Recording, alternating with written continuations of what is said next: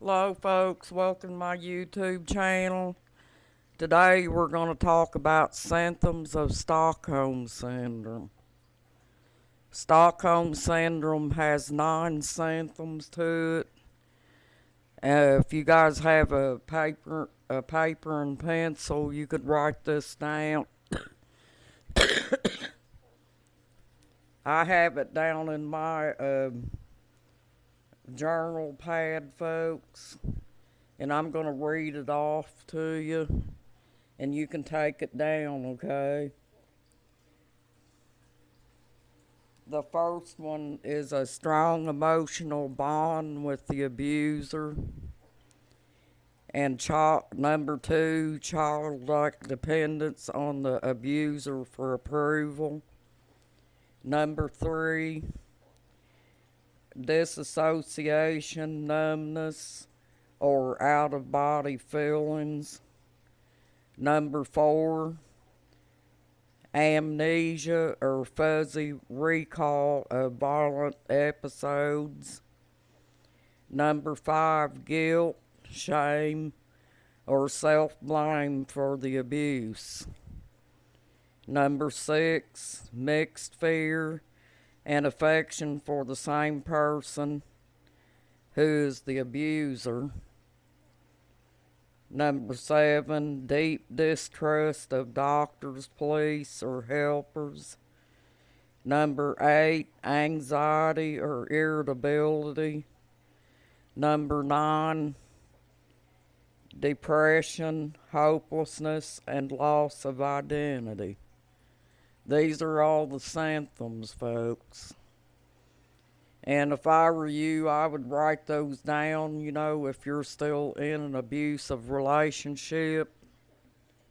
And this can help you identify all these feelings, folks. And if you're suffering with something like this, even if you've gotten out of abuse recently, you may be suffering from this and trying to understand why. Well, these are one of the signs that you could be suffering with it.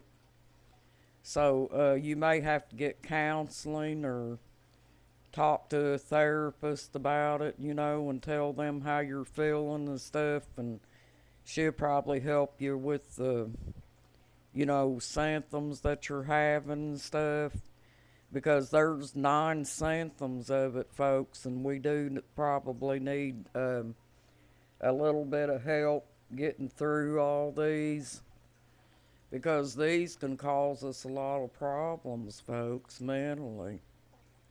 And if you got children, they may be able to suffer with it too as well. Because remember, folks, if you have children and they've witnessed you being abused day after day, they suffer from abuse that's the same as you do. Maybe not physically or anything like that, but mentally they do.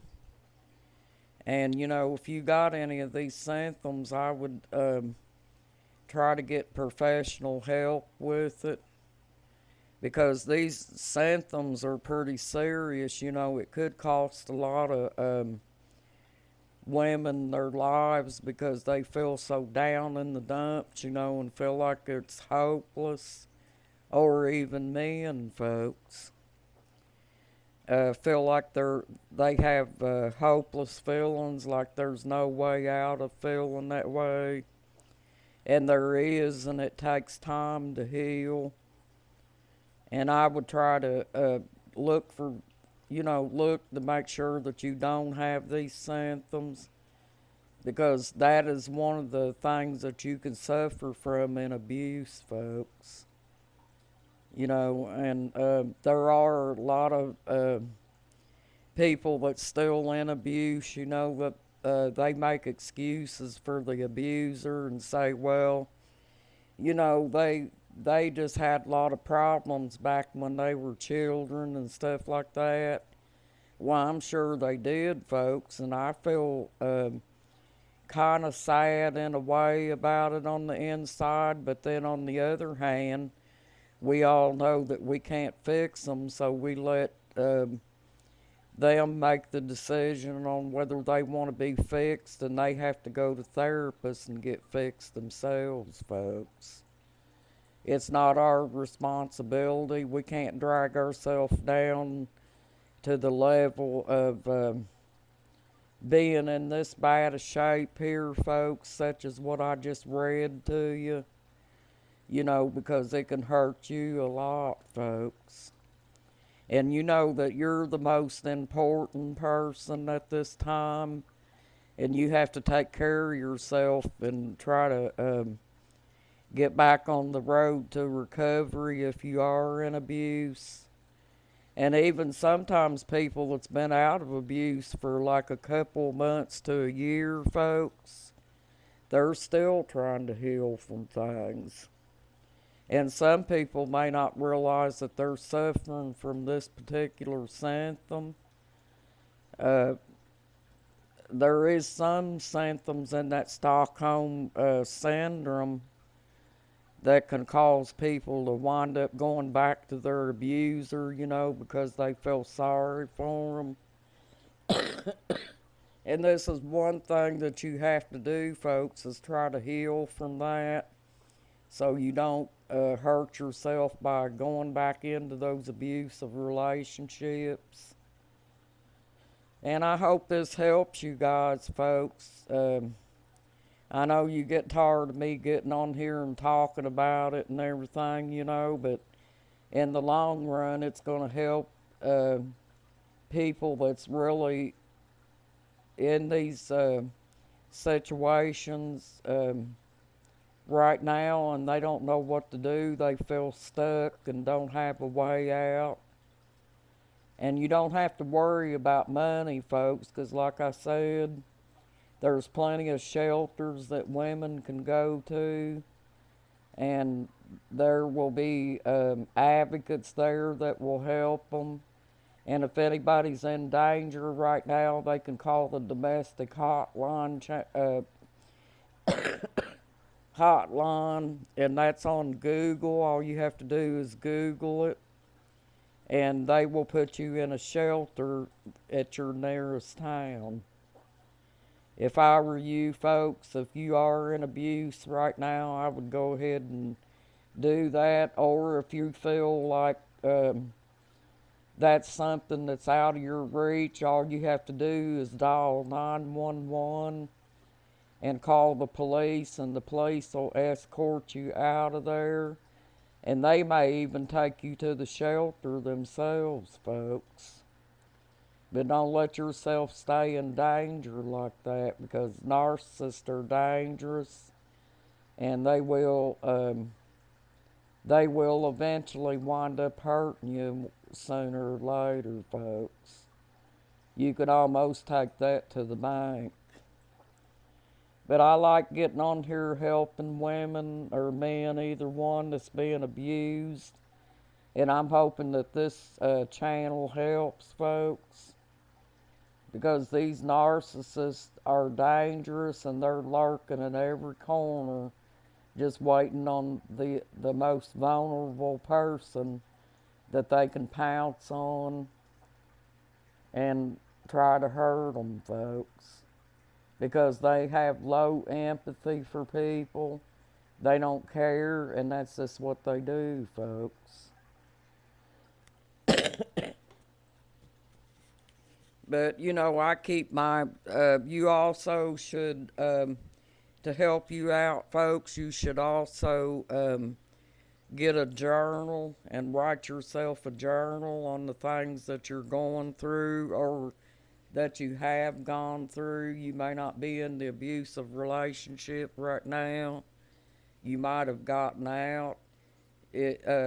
Just because you got out, folks, doesn't mean that you can't keep a journal. A journal is something that you're keeping track of stuff that went on in the past. And it may come in handy one day in case you have to look back on it. You can date it. put the date on it when you wrote it down and the time, and record everything that has come from you and the abuser, so that way if you guys ever wind up in court or whatever, you can verify all that stuff, and you ain't got to think about when it happened and all that stuff. Because there's been many a times that I wish I had remembered some stuff, and that's when I went through custody with my children. At that time, I couldn't even get myself together enough to even remember the day, you know, because that's a very serious situation, you know, and it's hard to keep up with all that stuff if you don't write it down, especially if you've got a lot of other things that you have to keep up with. Maybe some of you all might work or whatever, you know, and you know you're tired when you get home and stuff. You may not remember all these things, folks. So do what you can to document all that stuff, folks, and keep track of it, especially if you got children and you're thinking about going to court or something like that. That stuff's going to come in handy, folks.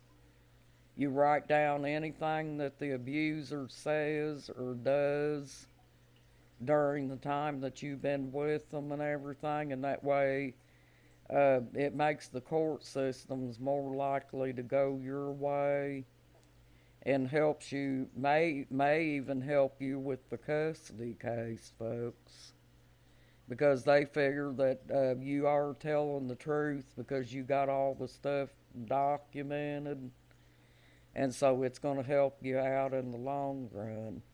Well, thank you for joining my YouTube channel, folks. You have a nice evening and a blessed evening too. You got this, folks. You're awesome. Bye.